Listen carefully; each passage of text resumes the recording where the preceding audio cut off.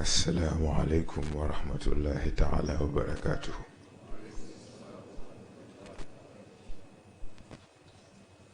L'homme. De quoi s'agit-il? De par son origine très disputée, cette merveille d'ingénierie divine et de nature douteuse et inquisitive, certains se réclament descendants de primates, alors que d'autres aspirent à une origine plus pure et civilisée. À travers la marche du temps, ce prodige errant, souvent plus intéressé par sa survie et son confort de vie, s'est bâti des cités et d'énormes civilisations afin d'assurer une certaine longévité. Conquête sur conquête, l'homme s'évertue à contrôler et à manipuler le monde qui l'entoure et à le plier à ses envies. Cependant, une question persiste. Quelle est la finalité du projet homme? Une question que l'homme n'a su répondre, malgré les vastes étendues de logique et de savoir, malgré les plaines profondes de la religion. Et pourtant, c'est une évidence claire et confirmée, époque après époque. Pour certains, cette évidence porte le nom de nature et exige de l'homme le respect du cadre de vie qui l'entoure. Pour d'autres, elle porte le nom de science et exige que chaque fait, chaque information soit confirmée et vérifiée à travers l'analyse et l'interprétation logique. Pour d'autres, il s'appelle le rien. Pour d'autres, un autre nom. Car pour chaque homme, il y a une perception, qu'elle soit complète ou incomplète, objective ou subjective. La seule constante est donc la présence certaine de cette évidence. À notre niveau, nous préférons adopter un nom plus complet, plus objectif, et qui ne dépend d'aucune réalité, d'aucune perception, l'origine de toute existence, Allah, le souffle premier. Bien qu'étant associé à la religion musulmane, Allah n'est en aucun cas confiné par l'imagination des esprits impolis qui tentent en vain de lui donner une apparence ou une appartenance. Le souffle de vie étant à l'origine de tout et de tous, est la fondation sur laquelle la supériorité de l'homme est basée.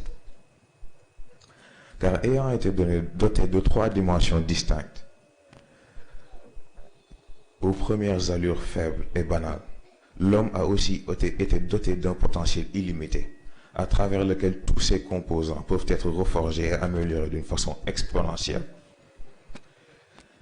Et c'est donc à travers le corps, l'esprit et l'âme que l'homme doit faire une réévolution qui prendra en compte sa présence et son impact dans tous les états de la création. Pour devenir l'humain élu d'Allah. Il reste alors à l'homme une dernière conquête, la plus noble conquête, celle de soi, celle qui lui ouvrira la voie de l'héritage qui lui a été destiné. C'est donc ainsi que nous vous accueillons au Colisée de l'éveil.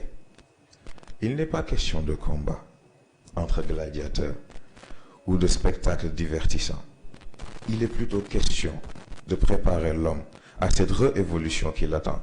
Il y a donc un seul et unique combat. L'homme d'aujourd'hui contre l'humain de demain. En ce sens, ce Colisée est différent de celui de César, qui n'a su prendre vie qu'au cours des divertissements qui ont été proposés. Ce Colisée n'est animé que par une chose, une symphonie. Cette mélodie qui réveille le corps, accélère l'esprit et exalte l'âme. Iqra bismi rabbik. Nous vous invitons donc, en ces quelques jours de ce mois sacré, à une redécouverte et une réétude des concepts, mais surtout à une nouvelle vision de l'humanité. Wassalamu alaikum wa rahmatullah.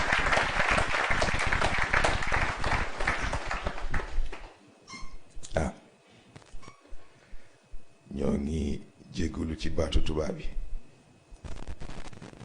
waaye dafa am kilifa boo xam ne boo ko amee da ngay bàyyi xel ni am na ku nekk boo amee ku nekk nag yow it foog nga mën a wax ak ku nekk. ñoo ngi nuyu ñëpp di baalu ñëpp àq di baal ñëpp àq te di ñaan yàlla nañu boole barkeelal ñu suñu koor yàlla nañu yàlla mottali suñu yéene ñun ñëpp. kàddu yi sax jarul muy gën a gudd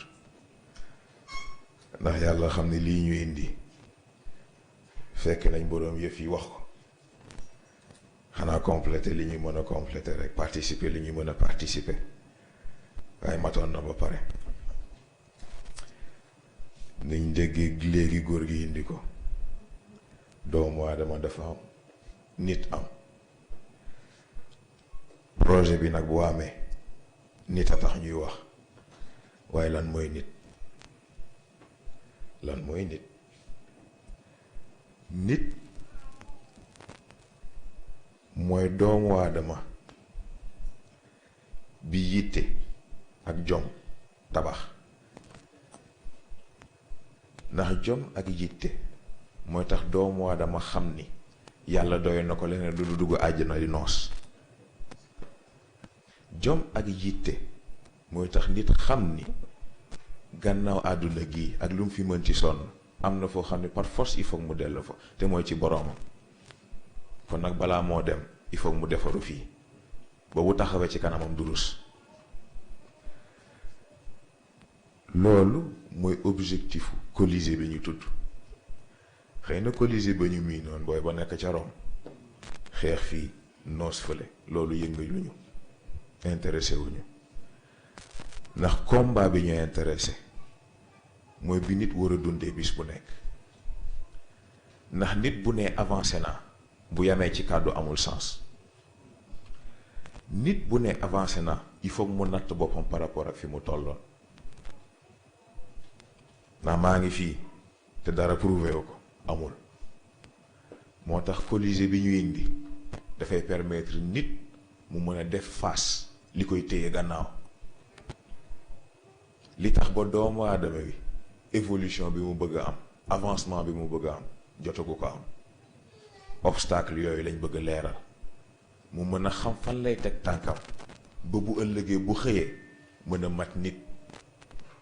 looloo ñu yitteel. moo tax cadre bi ñu def ko xëy na kàddu yi comme ni ma ko waxee jarul muy gudd sax ndax yeneen fan a ngi ñëw te ñoo koy bokk ak yéen incha allah. moo tax l'essentiel moo nekkoon loolu xëy na di gën a baalu àq rek ndax mu doon na demee neneen sax te incha allah danañ ci àgg. guddi na ba pare te xam naa yenn njaay ak yenn njóobee ñi fi mu toll nii reer bi la ñuy xalaat kon nag ñu yamale kàddu gi foofu. wassalaamu aleykum wa rahmatullahi taala wa barakaatu.